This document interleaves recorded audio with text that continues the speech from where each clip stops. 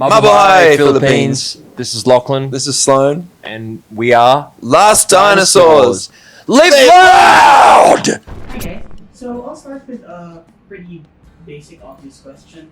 What does the name Last Dinosaurs mean to you guys? What does it represent?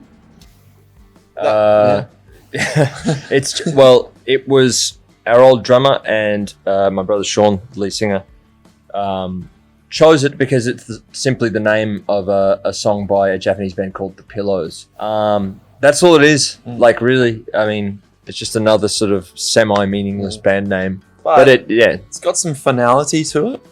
Yeah. And I think that it kind of tells the story of the band a little bit, you know? I feel like it does.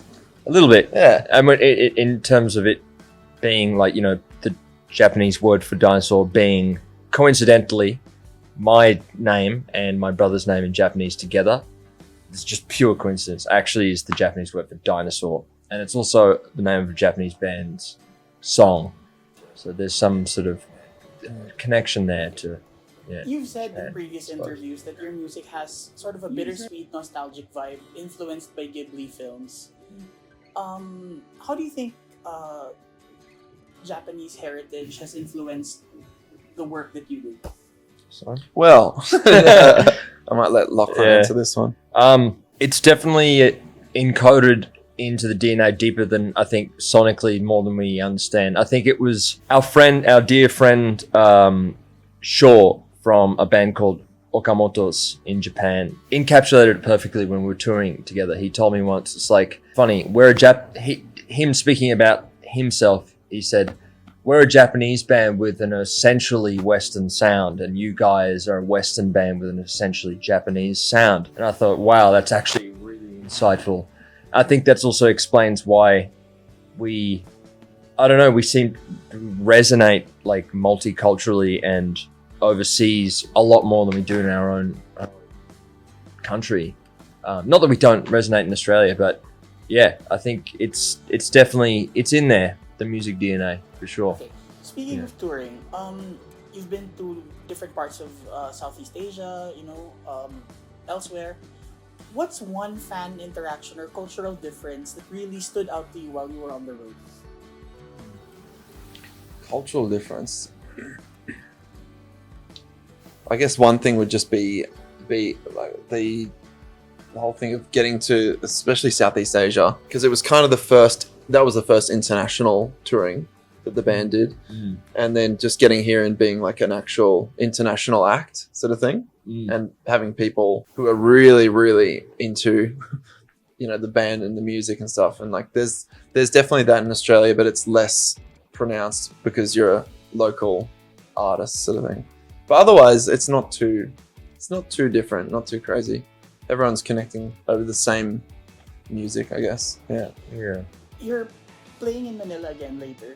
What are you most excited about for tonight? Just finally coming back here. It's been 5 years, which is a long time. Yeah.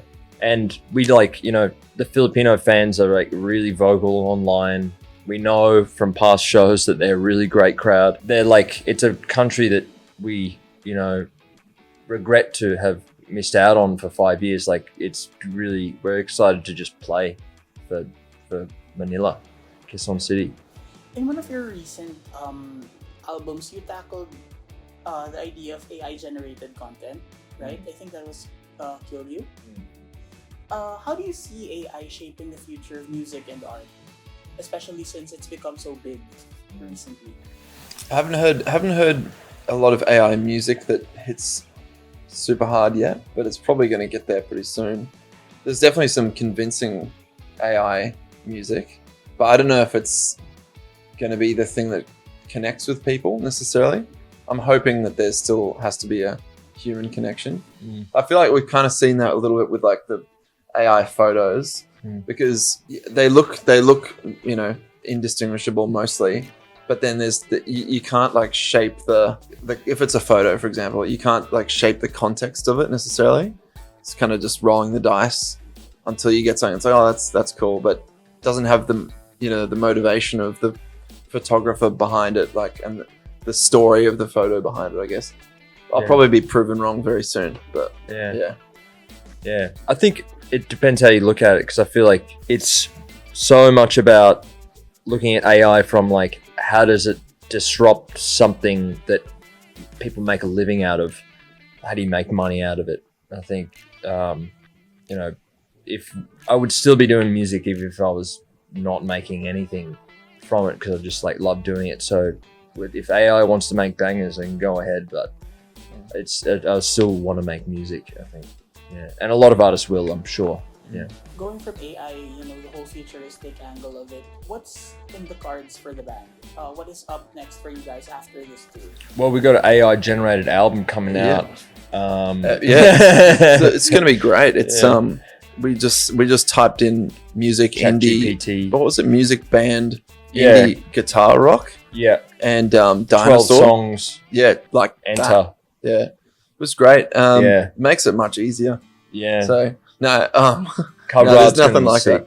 that. The only AI generated stuff for the album about AI was the cover, which is done by an AI artist. Yeah. Luke Nugent. Yeah. So the rest of it's no AI music sort of thing. Yeah. What do you have planned for the future? Like, are you working on new material? No. Not yet. Well, you guys we haven't had time. Like we've been because we just released an album, and it's like, we're in the cycle of getting that done. There are some things on the horizon, but they're sort of ideas at the moment. Nothing's like really material yet, but we'll see after we finish all this touring through Europe and America. Then we'll maybe see like, well, are we going to just keep touring, or are we going to like stop and try and really like bang out another album or something? I don't know. We'll see how we go. It's been a long time, so thanks for coming, and hopefully there are a few of you. I'm sure there are a few of you who are new, so hope you enjoy the show. We're gonna give you a whole bunch of songs. Pinot Pride. Pinot Pride.